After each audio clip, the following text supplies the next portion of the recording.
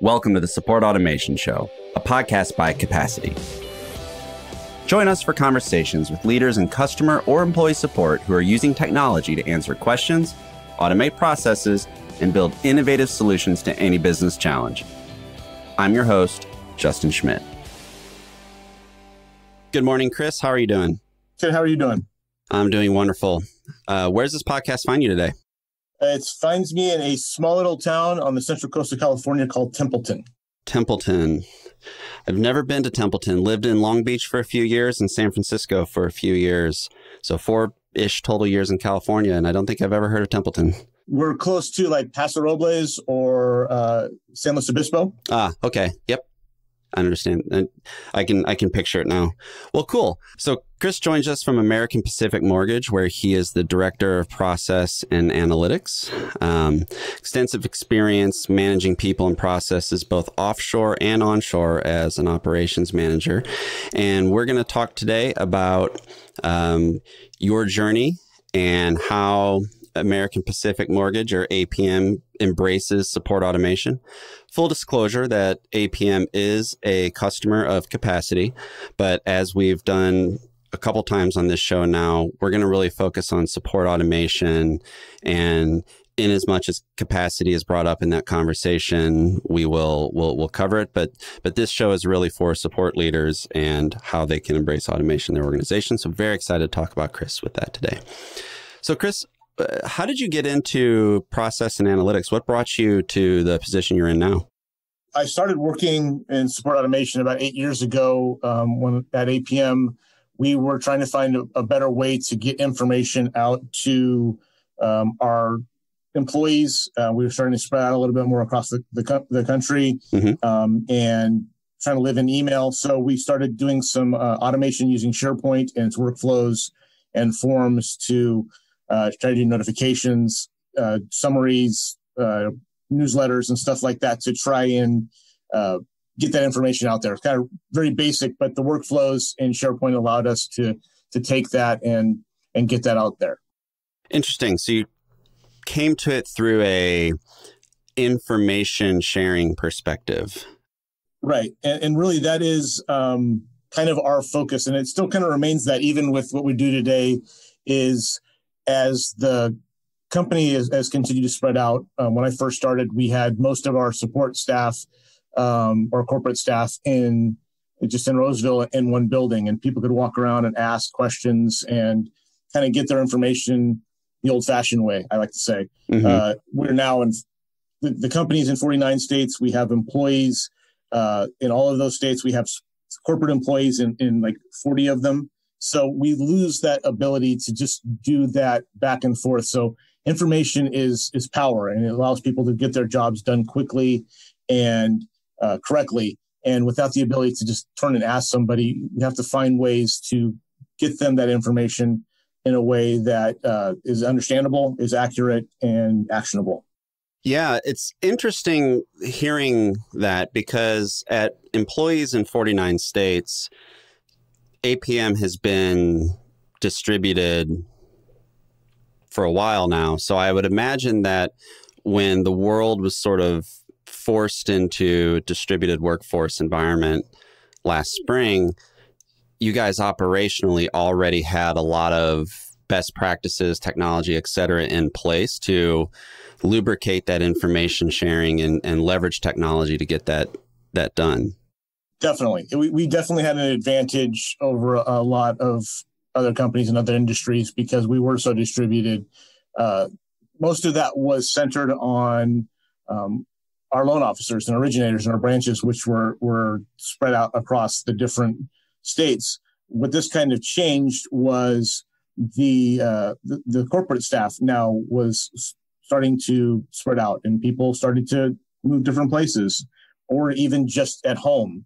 And figuring out ways to take that and to not just the information, but to keep that sense of community, that sense of culture is a huge part of who we are at APM. And how do we maintain that in our conversations, in our communications, and even in our automations? And I think that's very important that no matter what you do or how you do it, who you are has to kind of shine through that, because that's what kind of keeps the thread together and keeps people able to interact and get their stuff done. Mm-hmm. So when I say the word support automation, this is an interesting question, because without my prompt, you kind of said it earlier, but let's explicitly ask, because I'm very interested to hear how you would specifically define this. But when you hear support automation, what does that mean to you? I think of like leveraging automation to help people find the specific information or assistance they're looking for, and be able to do that 24 hours a day, and allow the support workers to focus on higher levels of work and tasks, as opposed to just answering repetitive questions. Yep, exactly. And through the journey at APM, you went from one location to people in 49 states. That's a lot of growth. The other thing that everyone needs, I'm sure everyone out there listening is aware of the housing market and how it's boomed in the last 18 months. But one thing I would love to dive into a little bit is maybe sort of what that mortgage boom has looked like inside of a lender such as APM, and some of the opportunities and challenges you guys have had as from scale. Like your loan officers, I'm sure have all had great years, and it's been a fun time for you guys, and business is doing really well. But with that kind of growth comes some challenges. I'd love to hear some examples of specific things that you guys overcame with this recent mortgage industry boom. Well, it's interesting. We kind of have,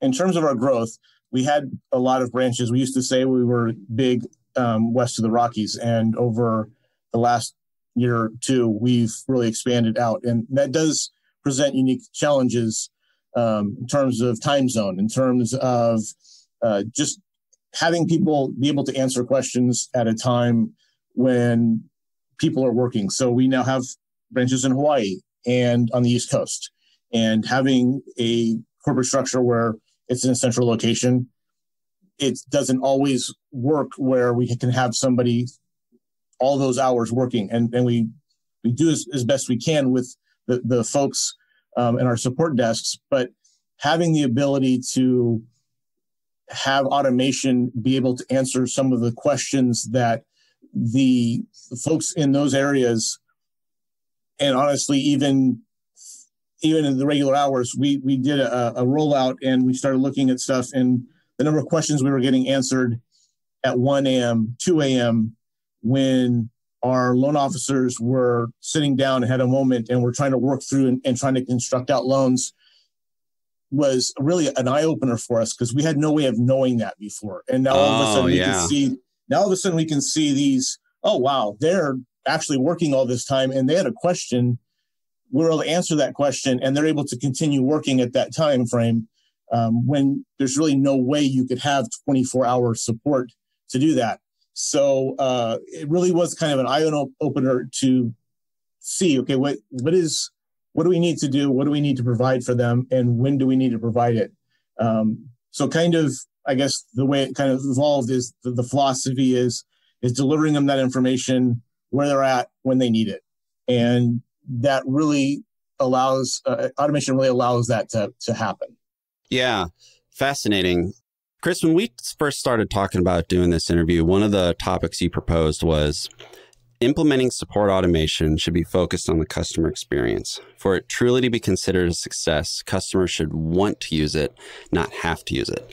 I absolutely adore that phrase. And if you see that in some of our marketing collateral, know that that comes with a head nod and a thumbs up in your direction. So I would love it if you could unpack that second part of this. For truly to be considered a success, customers should want to use it, not have to use it. What do you mean by that? Well, it really kind of comes from who we are as a company. And in the mortgage space, we are known as a very people-focused group.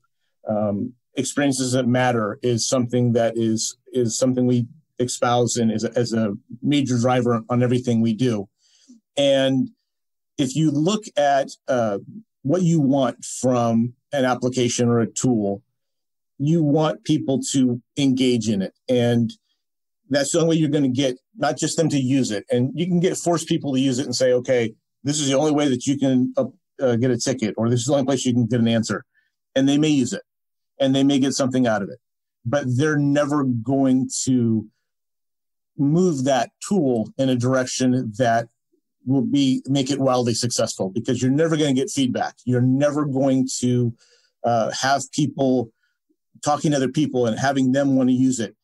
There's an energy that goes along with something that everybody wants to use. The concept of going viral doesn't have to mean that it's just a video, but it's an application or a new process.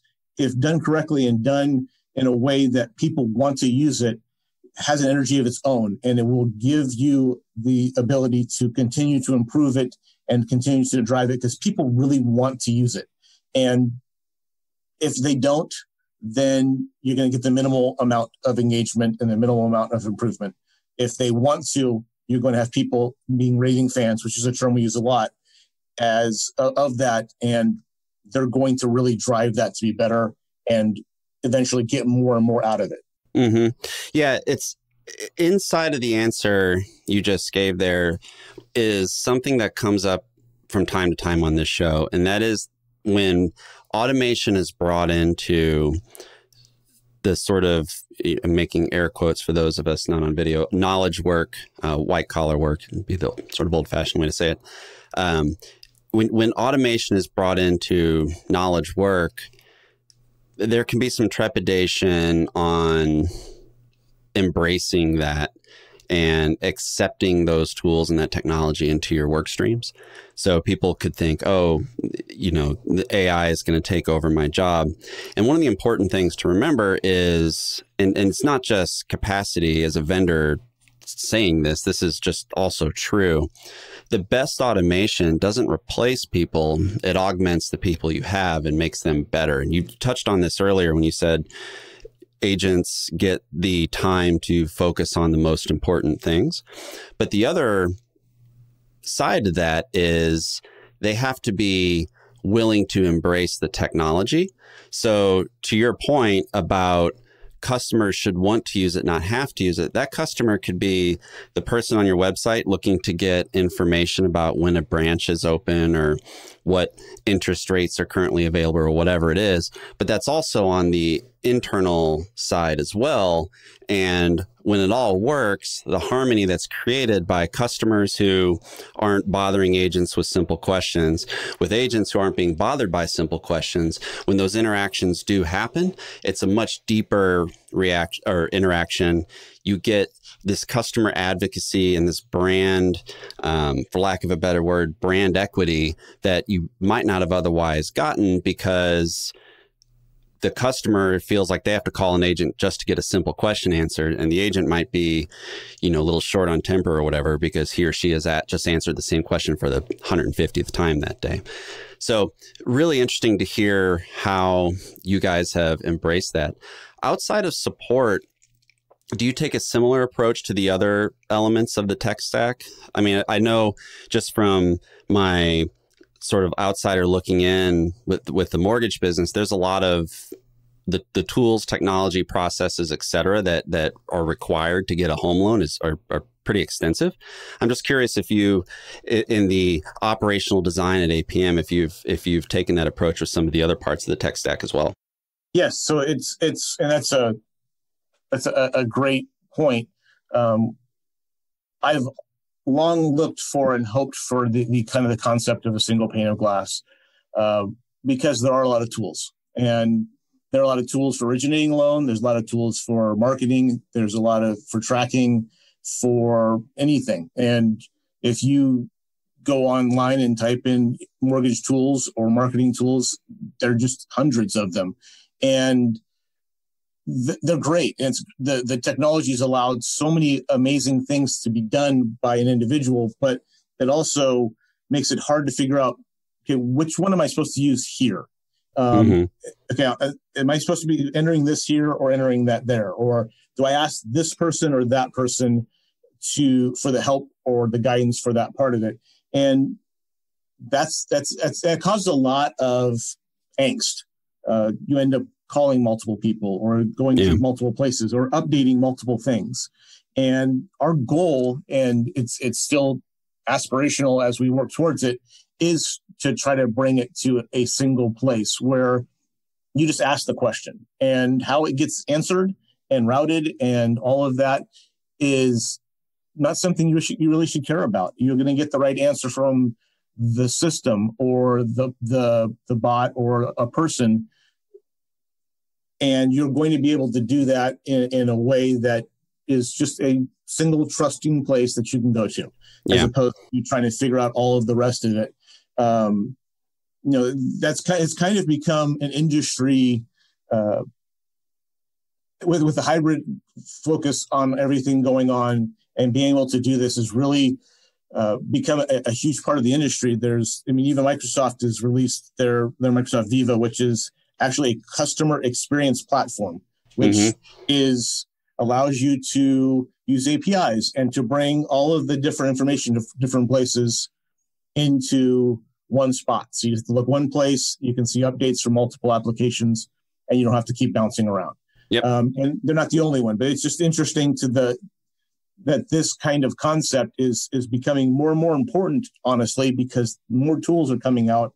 And once again, people are using this platform as a hybrid worker to go to and to be able to get all of their stuff in one location.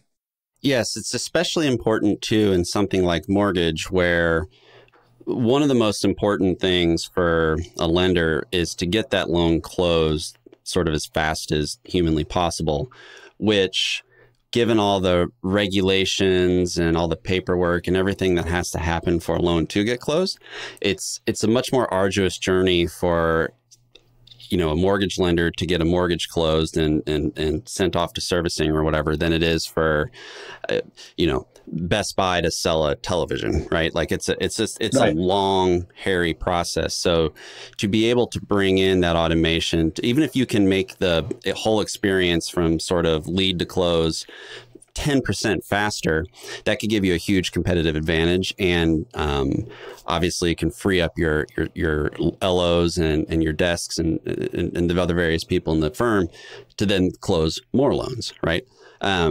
So really, really interesting stuff.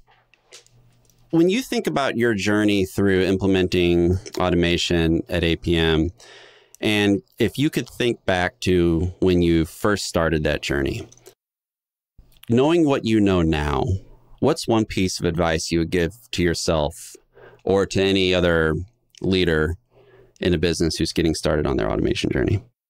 Good question. I think the first thing is I would start small. And I had a boss who was very good at this and talking about building something as a example in a key area and then building a desire for people to use it. So, here's what we built. It can do other things. And then people going, well, that's great. And then they start asking for more and more and more. And I think that allowing the automation to grow organically like that allows you to, once again, goes back to people want to use it. So, and the business wants it to exist and to leverage it because they're asking for it. And so, we start off with, something small for a certain segment like benefits or something. And it's very specific to that. Oh, that was great. What else? You can do this too. It's like, oh, wow. And then people start asking for it and it grows in a way that, you have these fans that are built in as you go each segment to the point where you kind of get critical mass. And it's like, okay, we have to use this for everything. This is great. So that's one of it. And the other part is going back to the people part of it. It should reflect your company. And, we have capacity, we use capacity. And part of what we're working on is it should sound and it should feel like part of the company. It should reflect our culture, the way we talk, and whenever possible. Because one of the reasons people don't like dealing with bots is it just seems sort of mechanical, and it doesn't seem like they're talking to someone, right? So this, by making it more conversational, in a way that reflects the way you talk in the company, it kind of breaks down that barrier for them. Let's face it, most people's first example of bot and automation is calling someplace and going through that automated voice and having to push one for, right, which is a horrible experience, and it's frustrating. And we learned that early on, and it gives us that kind of negative feeling about automation. And by making it more conversational, by making it more a reflection of your company, it should tell jokes. If it tells jokes, it should tell jokes that would be told in your company. It should have fun remarks at the end because those things really do drive adoption and usage of the tool. Right. You don't fear calling the 1-800 number knowing you're going to go through 15 menus of triage, right? One other thing I would say is know what. So we have basically 3 uses and that we can use it for, because as a people-centric company, we don't want it ever to just be automation. And that's another fear people have, is that it's the bot or nothing else. And there's things that automation can do very well. It can identify what you're asking and get you the right person, or just answer a simple question. But it also there are interactions that the bot can't do, but it doesn't mean the bot can't help. And I would, as an example for that is, you want to order a new computer, and there are things that somebody would need to ask you in order for that to happen, or applying for something else. A lot of what happens if you just send emails into a help desk is then they email you back because they don't have the information, and then you go back and forth, and it's a long process that doesn't really give any satisfaction, or it takes too much time to go through. If you have the bot asking those questions and then providing those answers in a ticket or an email or however you want to use it to those desks or to the people that help, they can just answer the question, right? There's no back and forth. So I have streamlined something, even though a person is needed in it, by getting them the information they need to finish it, which benefits both. You don't need spending much time on the support side with the person. And that person, by taking 30 seconds to answer those questions, has eliminated the emails back and forth, which is never instantaneous. Right. Again, getting back to that speed to happy customer, speed to satisfied team member comment we were making earlier. When you think about the future of support automation, what excites you the most? I think it always goes back for me. It goes back to how natural and how conversational it can make things. And today we are limited somewhat on what machine learning and natural language processing can do. It gets infinitely better every year, but there's still it's not able to identify everything in every sentence of what is going on. But you can see the point coming where somebody can ask kind of a vague question, but it recognizes enough of the question that it can ask a clarifying question and continue the process along as if I were talking to you. And at that point, it becomes powerful enough that really the low level 1, level 0 tech can almost all be handled by that. It just becomes something that is necessary to have higher level stuff going on where people actually have to get engaged and type in stuff or order stuff. And so I see that coming, and I think it's going to be fantastic. And I also see all of this stuff being able to be presented in a way that people just kind of go in there and are able to say, okay, what's going on today? And it's able to look at multiple systems and multiple APIs. And here are all the things you need to do across anything that you work in. And here are updates for all of them. And you just work. Yeah.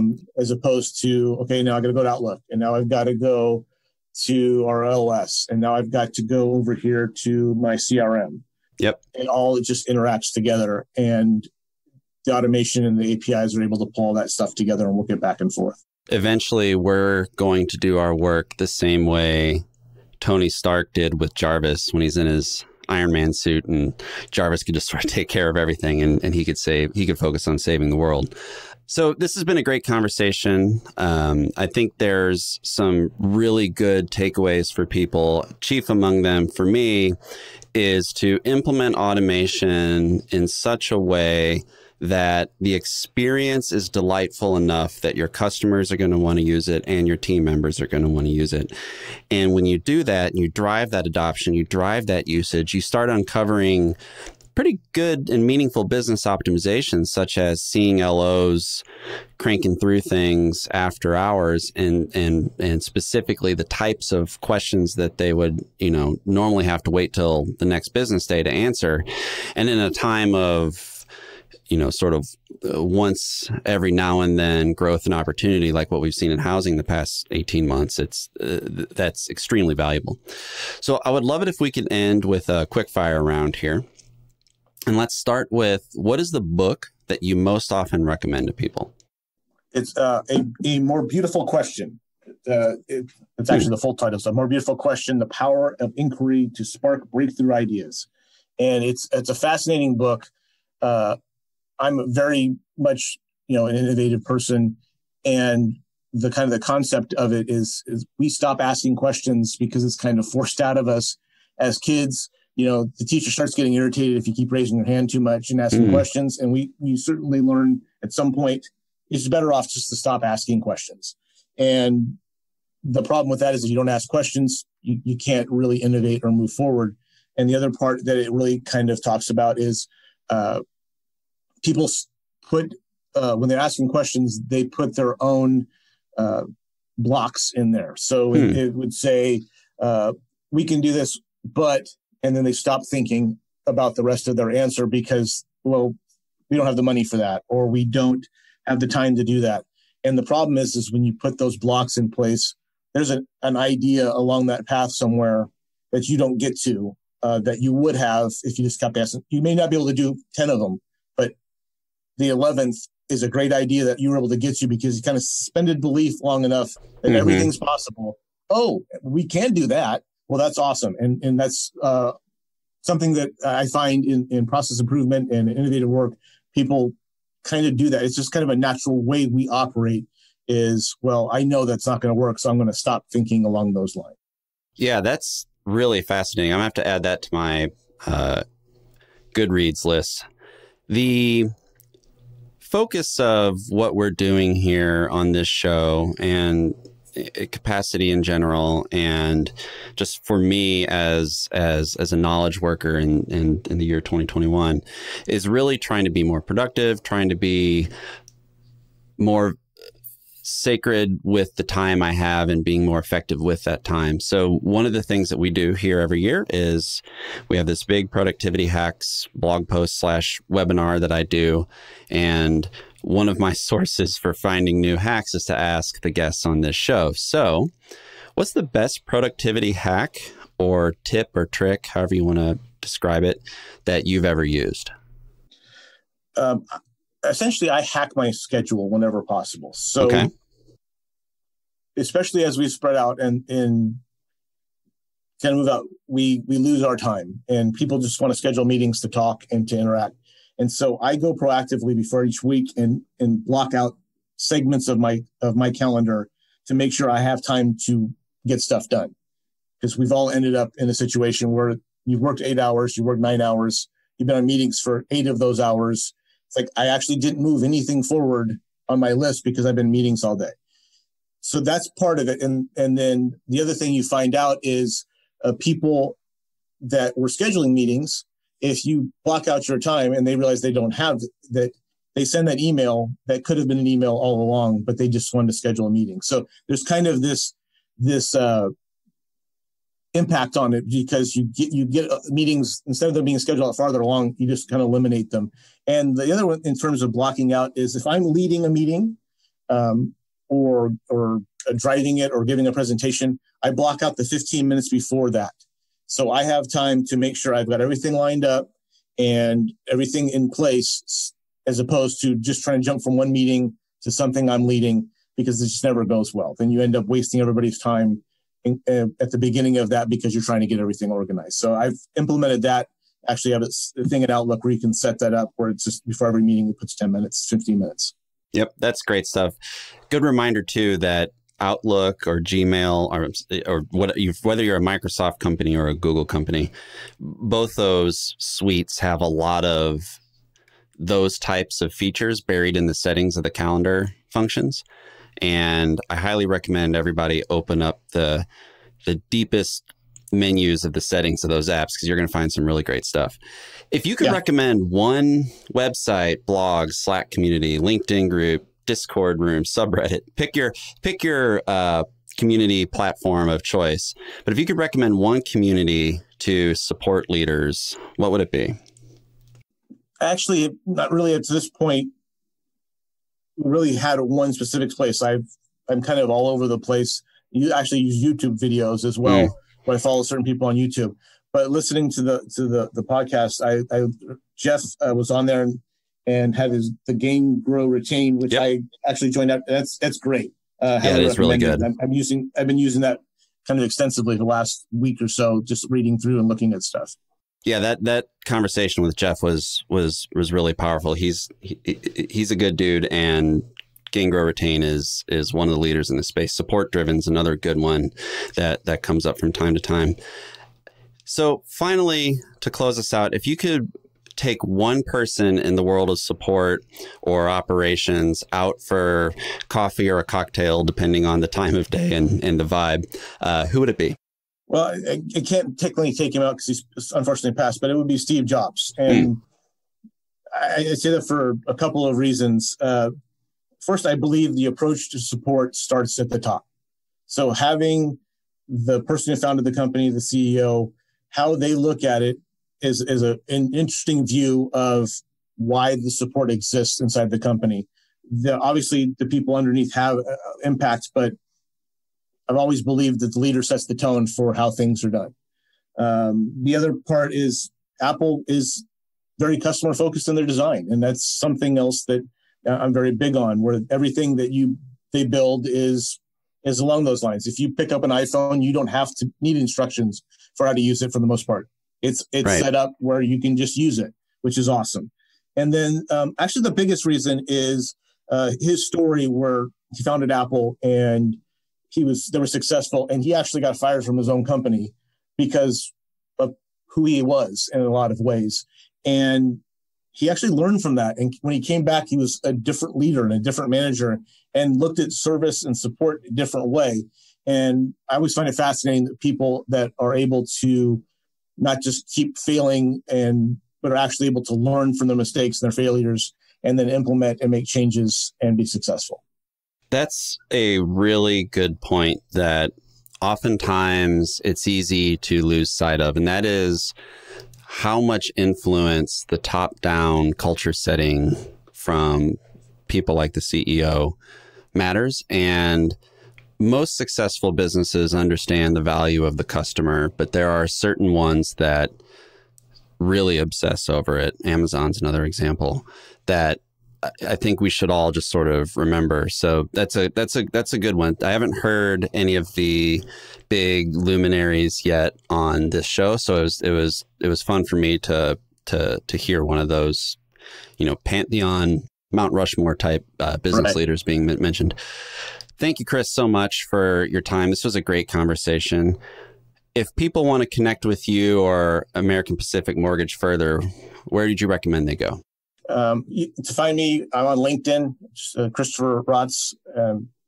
And if they wanted to talk to the company or are more interested in who we are, you can go to apmortgage.com, and we've got all the information on the site. including soon our Capacity Scrappy Bot. Love it. Well, once again, thank you for the conversation, and I hope you have a wonderful day. You too. Thank you. Cheers. The Support Automation Show is brought to you by Capacity. Visit capacity.com to find everything you need for automating support and business processes in one powerful platform. You can find the show by searching for Support Automation in your favorite podcast app. Please subscribe so you don't miss any future episodes. On behalf of the team here at Capacity, thanks for listening.